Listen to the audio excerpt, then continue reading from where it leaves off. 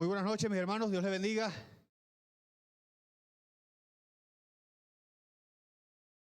El frío de los teques es bueno con el agua, ¿no? Y aunque no me molesta, me he bañado todos los días. Hay horas para hacerlo, ¿no? Uno escoge la mejorcita.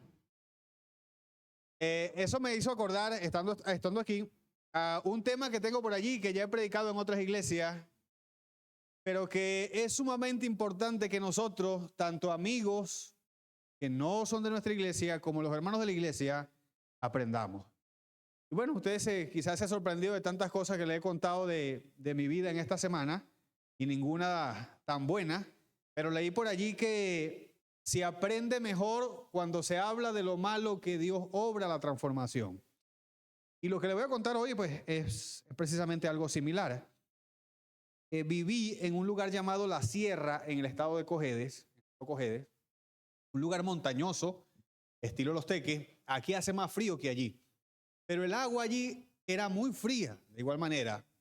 El agua, como es un lugar aislado, totalmente rural, no hay agua que llega por tubería. El agua la traíamos por manguera en gravedad desde la naciente, desde la montaña. Por eso venía más fría de lo normal. Cuando llovía en ese lugar, no teníamos baño dentro de la casa, el baño de bañarse. Sí que había que hacerlo afuera y como se trabajaba el campo, yo debía haber tenido unos 13, 14 años. Como trabajábamos el campo y llegábamos sucios del campo, había que bañarse sí o sí.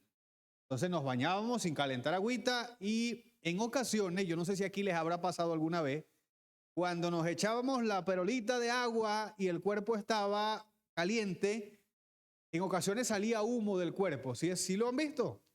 Entonces aquí me entienden ustedes. En otros lugares quizás pensará que exagero, pero así ocurría en ese sitio.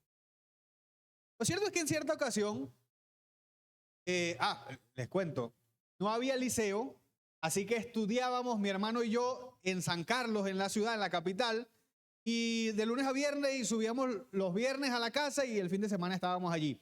En ese lugar donde estudiábamos era una escuela granja y nos levantaban todos los días a las 5 de la mañana a bañarse. No había problema en San Carlos porque ya hace bastante calor. Nos bañábamos, nos preparábamos y luego a comer para iniciar clase. Así que los fines de semana queríamos llegar a casa a descansar un poquito más. Pero el sábado, como le dije, ese lugar tenía la iglesia lejos, había que ir a la iglesia. Y los sábados también nos parábamos temprano porque había que prepararse, la iglesia quedaba 1 hora y había que ir caminando. Domingo queríamos descansar, era el día de descansar. Pero en ocasiones tocaba trabajar con mi papá y la siembra había que hacerla retiradito de la casa, como a 1 hora. Había que pegar muy temprano. Y entonces cuando tocaba eso, la despertaba era aún más temprano que en la escuela granja. Y en una ocasión tocaba ir lejos y mi papá empezó a llamarme desde las 4 de la mañana. Y empezó a decirme, Misael, es hora de levantarse.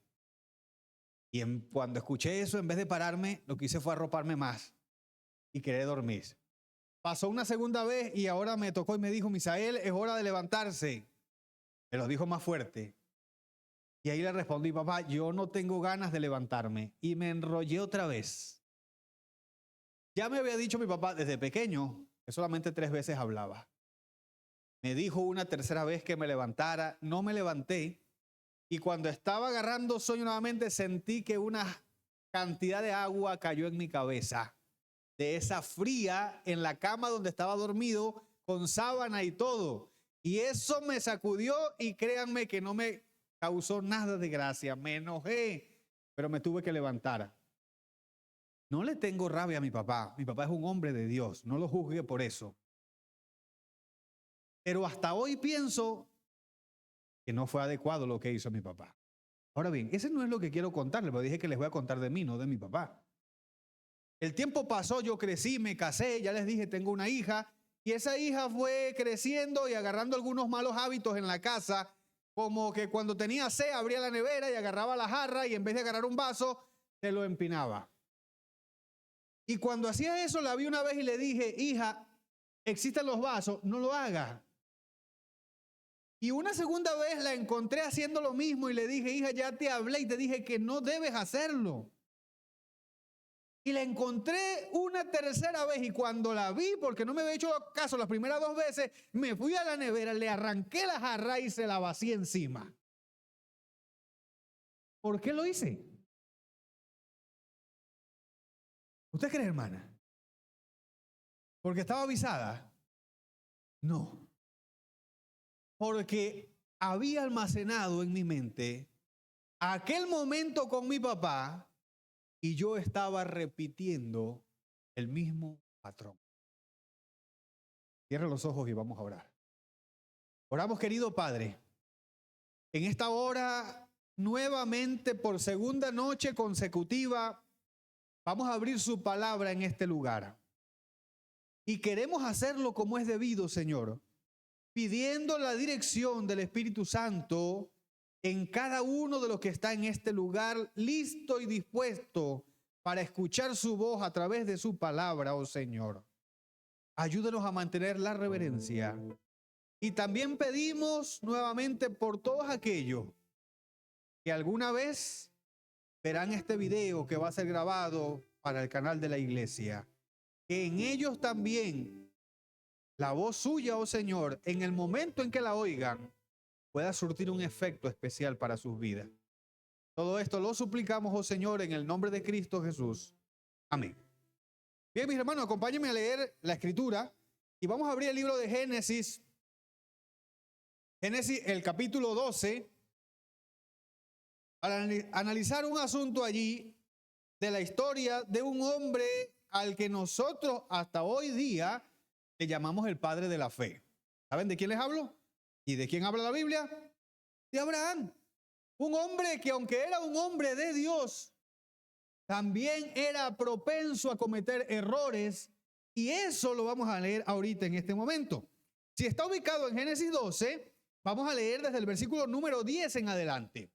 Y la Biblia me dice así: hubo entonces hambre en la tierra y descendió Abraham a Egipto para morar allá, porque era grande el hambre en la tierra.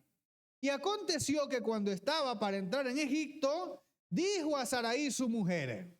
¿Está siguiendo? ¿Todos lo tenemos? ¿Qué le dijo Abraham a su esposa? Sí, duro, hermana, léalo sin miedo. Ah, muy bien. No, hasta allí, déjalo hasta allí porque necesitamos hacer un paréntesis aquí. ¿Cuántos años había vivido Abraham con Sara? No lo sabemos, ¿verdad? Pero la Biblia me dice que cuando tuvieron a Isaac, fue a la edad de 100 y 90 años, eran bastante avanzados de edad. Y me imagino que tenían mucho tiempo juntos. Y ahora estamos leyendo en este versículo que solamente cuando tienen hambre donde viven y se van a una tierra extranjera llamada Egipto para buscar una mejor estadía o buscar alimento, entonces Abraham mira a su mujer y decir ser que se da cuenta que ella es como. A ver, los que leímos, que era hermosa. ¿No lo había notado antes Abraham? Esto es un paréntesis para los esposos, porque a veces no notamos a quien tenemos al lado, ¿no? Abraham se da cuenta allí que su esposa era hermosa.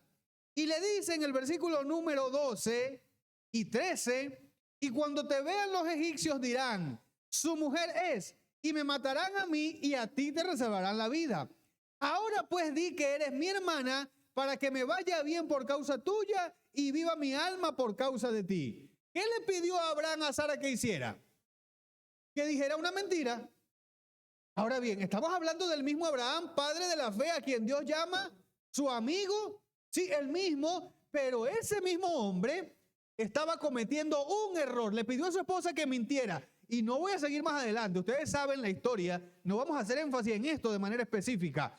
Simplemente que hicieron como pensaron hacer, dijeron una mentira y no le fue bien. Aunque sabía que mentir era malo, ¿sí o no? Sí, lo sabía. Mentir es malo. Abraham mintió con su esposa.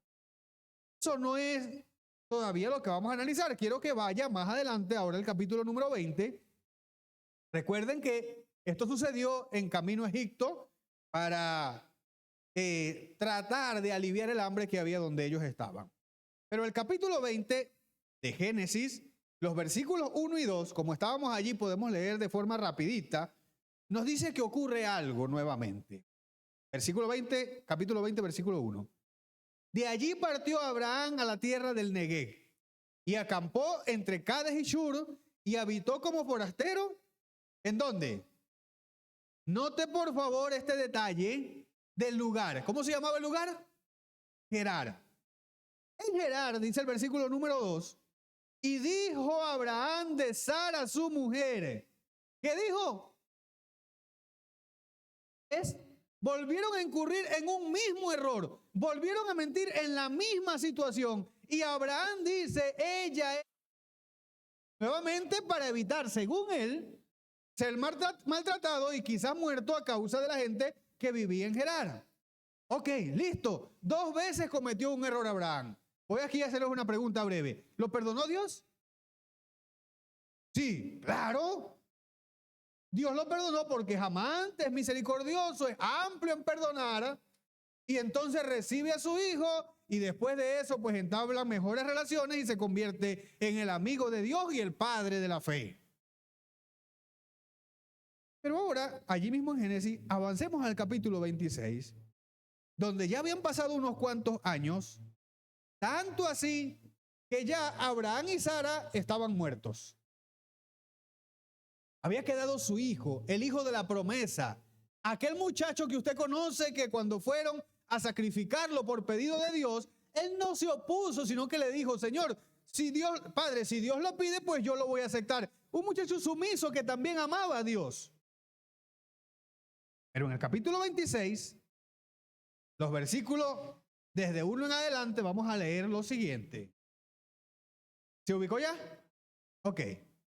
Después hubo hambre en la tierra, además de la primera hambre que hubo en los días de Abraham. Y se fue Isaac, Abimelech, rey de los filisteos, ¿en dónde específicamente? ¿Eso les recuerda algo? ¿Qué les recuerda? El mismo lugar donde había estado su papá y su mamá. A causa del hambre que también había habido en sus días, ahora él sale con su esposa a ese lugar nuevamente para aliviar el hambre que tienen. Y estando allí, ¿qué sucede? Por favor, siga conmigo leyendo. Vamos a leer corrido hasta el 7, hasta que yo les diga que se detenga. Y se le apareció Jehová y le dijo, no desciendas a Egipto.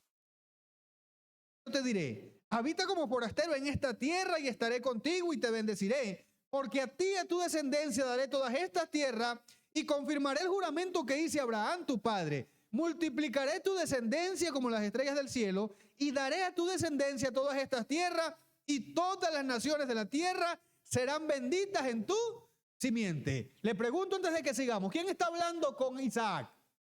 Dios. Así que no solamente Dios tenía una relación bonita con su papá, sino que también la tenía con Isaac.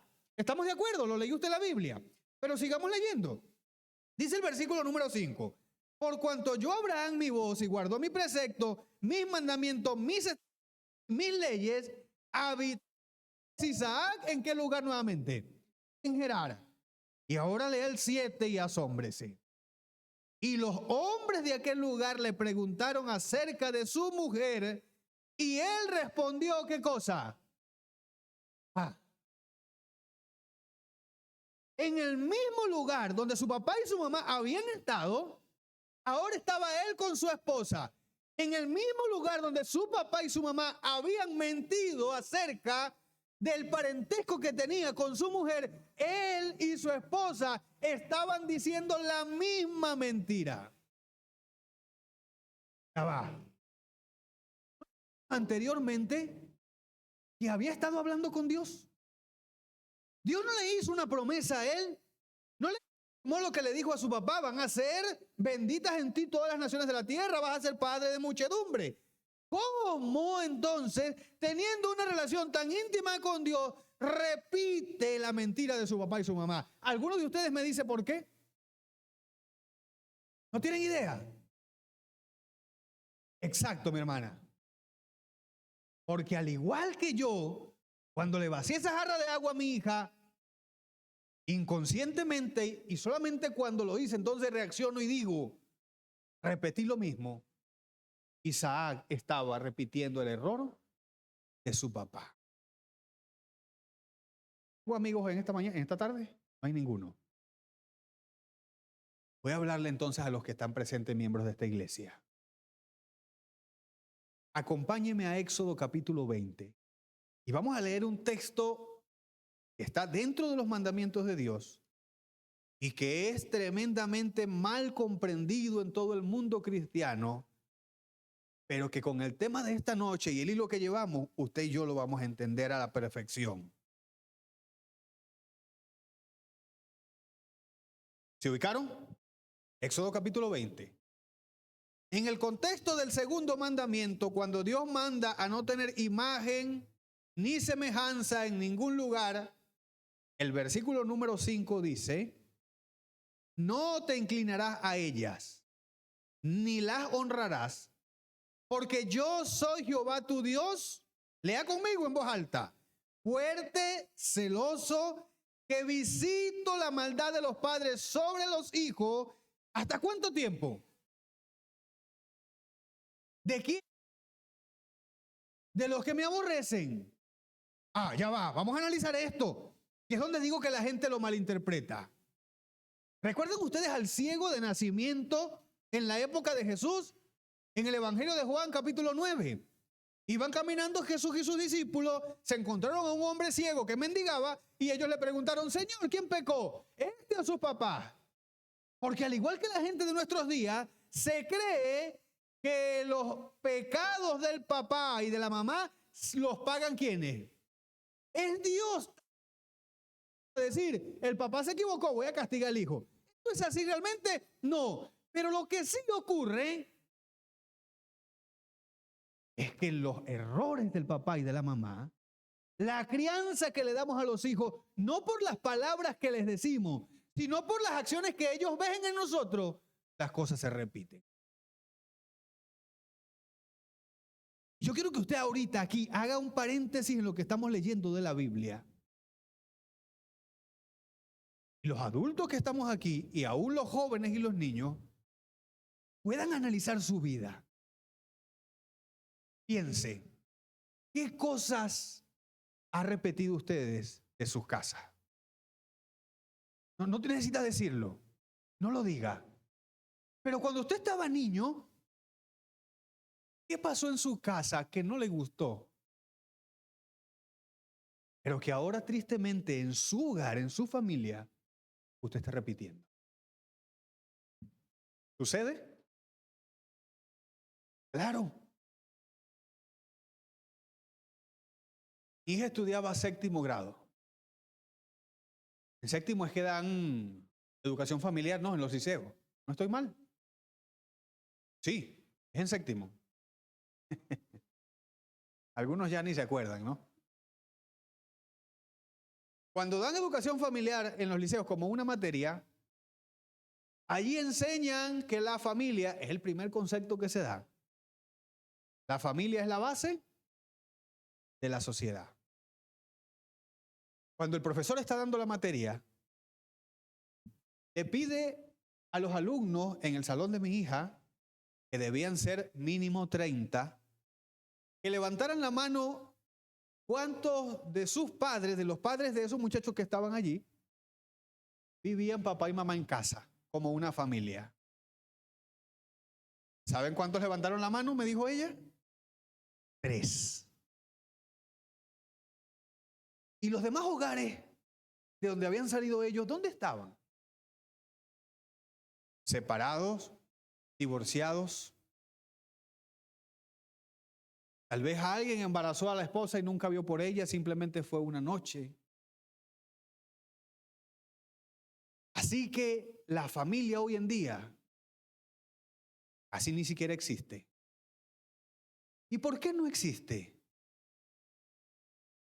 Porque esos muchachos que estaban allí junto con mi hija, a medida que vayan creciendo, tendrán en su mente que ellos fueron concebidos y vivieron en lugares donde no había papá y mamá. Y entonces para ellos eso no va a ser importante.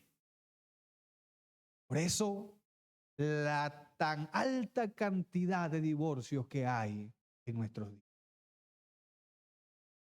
Pero no solamente hablo de divorcios. Quisiera que usted analizara, tal vez usted lo vivió, la cantidad de hombres que golpean a sus esposas. Que los niños que van creciendo viendo eso, de grandes van a hacer lo mismo.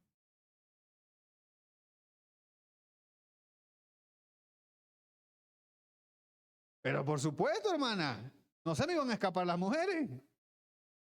Las mujeres repiten lo mismo.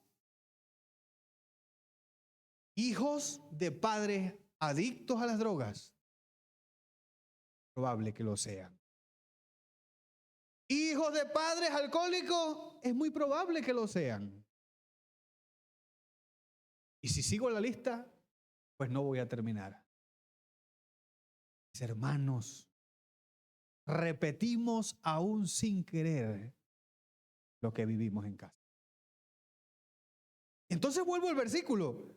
No es que Dios castigue la maldad hasta la tercera y la cuarta generación. Es que vemos a las personas imitando lo que hizo el papá.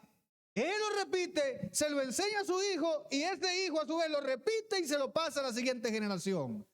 Y entonces encontramos en la Biblia ejemplos tan pero tan drásticos que a veces nos abruman. Encontramos a la gente del tiempo de Noé siendo destruida porque Dios mira al mundo y dice, no hay nada bueno. Y si lo dejo seguir corriendo, pues se seguirán dañando.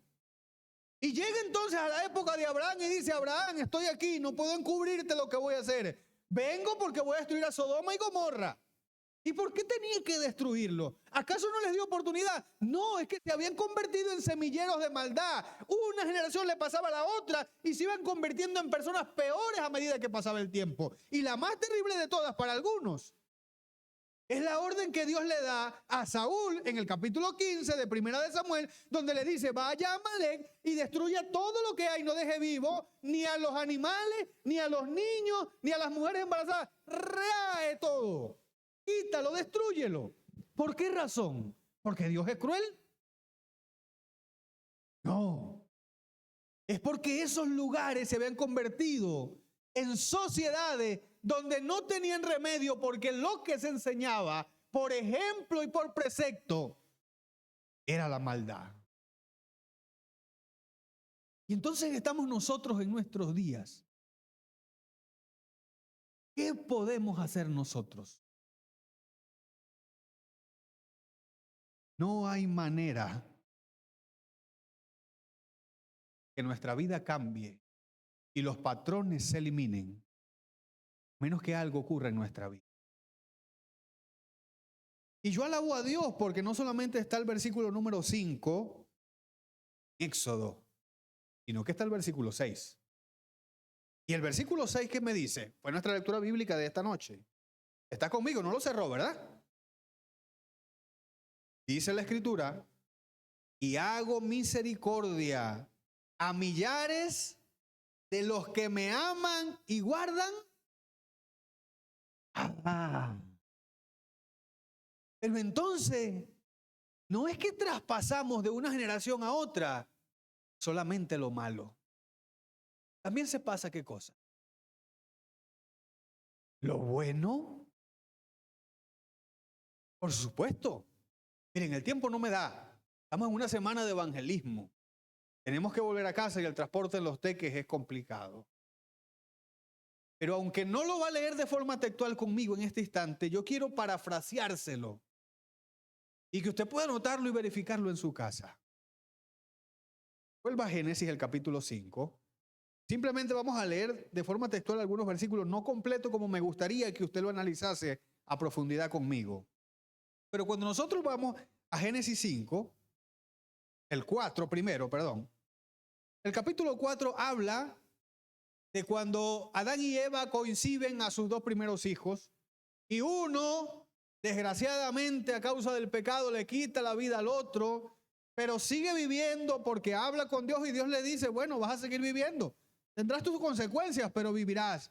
Este hombre llamado Caín conoce a una mujer y forma una familia y comienzan a tener hijos.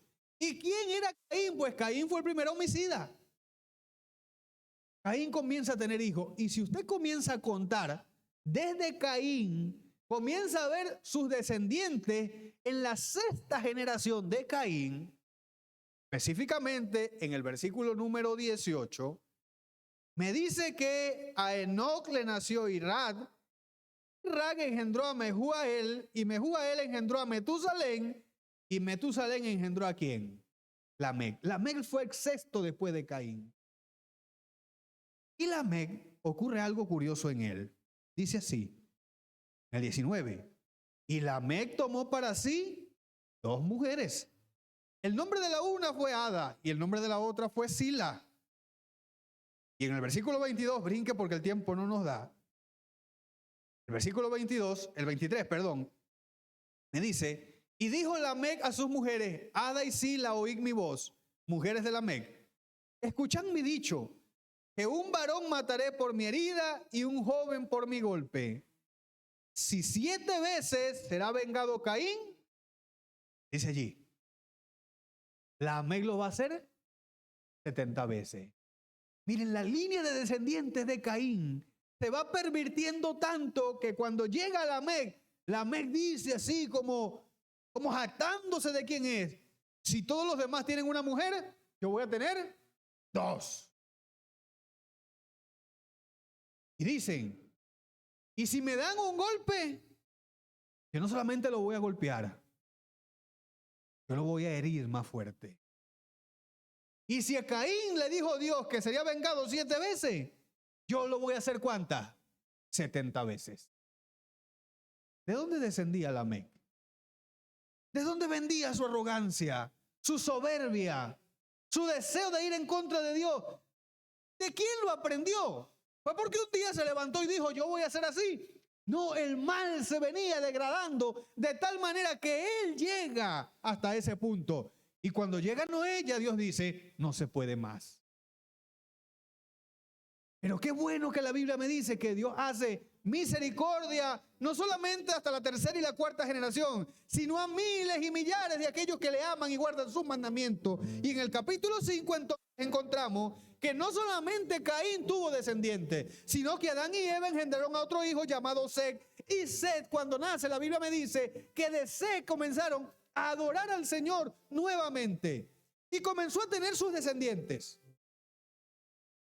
Y en el número 6, al igual que en los descendientes de Caín, en el número 6 de la parte de Set, aparece un hombre llamado Enoc.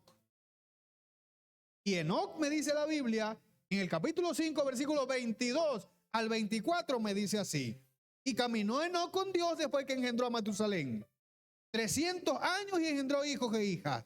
Y fueron todos los días de Enoc 365 años. Caminó pues Enoc con Dios y desapareció. Porque ¿qué pasó con Enoc? ¿Y por qué se lo llevó Dios, mi hermano? Porque Set le enseñó a su hijo. Y ese hijo le enseñó a su hijo. Y ese hijo a su hijo. Tanto que el padre de Enoc le dice, tienes que amar a Dios, hijo, así como yo lo amo. Y Enoc se apegó tanto a Dios que Dios dijo, tengo que transponerte, tienes que ir conmigo. El descanso, no la muerte. Cielo. Y si yo te pregunto en esta noche, ¿de dónde lo aprendió Enoc?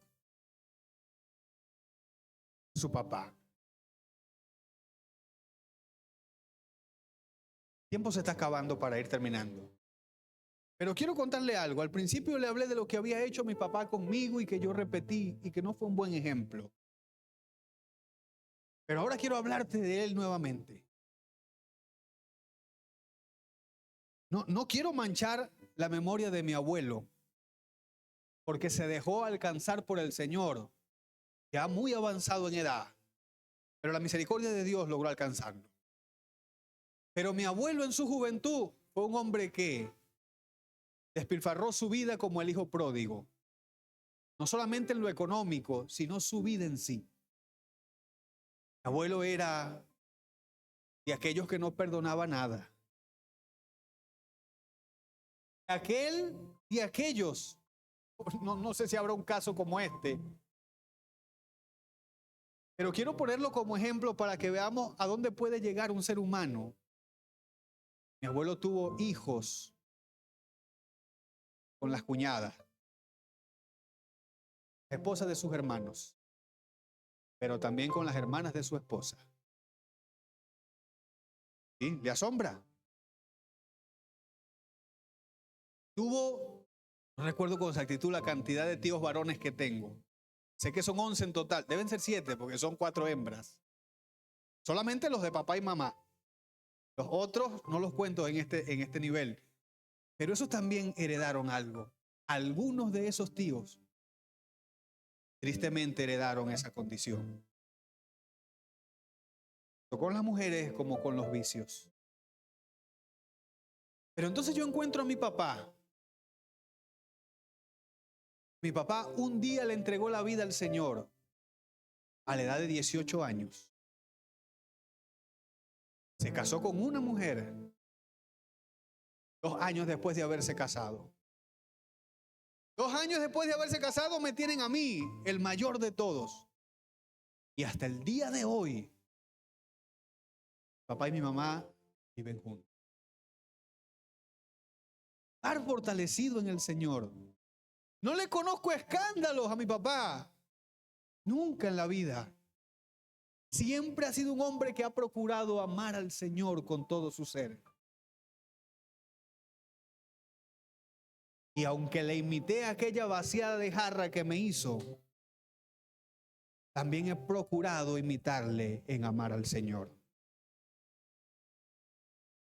Así que sí, cada uno es responsable de sus acciones, indudablemente. Pero ¿cómo influye nuestra vida en aquellos que vienen después de nosotros? Intentamos decirle a otros o a nuestros hijos, haz esto, hijo, esto es bueno, no mientas. Pero quizás nosotros mentimos. Ha sido gente que le dice, no bebas, es un camino de perdición. Pero los hijos lo ven a ellos en la licorería. ¿Y qué le enseña? ¿Pueden aprender de palabra? No, muy difícil se aprende de palabra. Se aprende más con acciones. Mire, el último versículo que vamos a leer en esta noche para ir concluyendo se encuentra en Jeremías, el capítulo 13.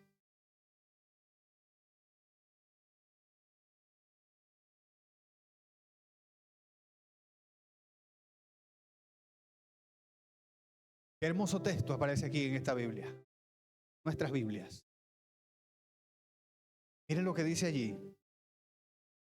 ¿Mudará el etíope su piel y el leopardo sus manchas? Así también podréis vosotros hacer el bien habituados a hacer el mal. ¿Y por qué le digo que es hermoso este texto? Porque este texto nos confronta con la realidad. Por mucho que intentemos cambiar, no lo vamos a poder hacer por nosotros mismos. Necesariamente tenemos que dejar que Jesús entre en nuestra vida. Si mi papá no se fuera dejado encontrar por Cristo Jesús, si no le fuera entregado su vida, ¿qué hubiese sido?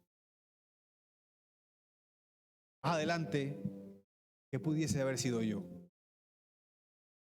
Pero alabo al Señor, porque Cristo puede cambiar las cosas. Porque aunque el etíope no muda su piel, ni el leopardo muda sus manchas, un ser humano habituado a hacer el mal sí puede cambiar en Cristo Jesús. Les pregunto a los que están hoy, ¿a dónde quieren ver su generación siguiente y su futura? ¿Los queremos por el camino de Caín y llegar a la Mec? ¿O los queremos por el lado de Set? Y un día como Enoc serán traspuestos al cielo. ¿Qué queremos? Si decides que esos niños tengan la misericordia de Dios por miles y millares, entonces los que estamos aquí, sigamos viviendo con Cristo Jesús. Y si hay alguno que no sé, aún no tiene a Cristo Jesús en su vida, no espere mucho. Entréguese a Él a través del bautismo. Para aquellos que nos ven, me voy a dirigir a ellos esta noche. Si en algún momento escuchas este tema y Dios toca tu corazón, la única solución es Cristo Jesús. Mis hermanos, Dios me les bendiga y les guarde.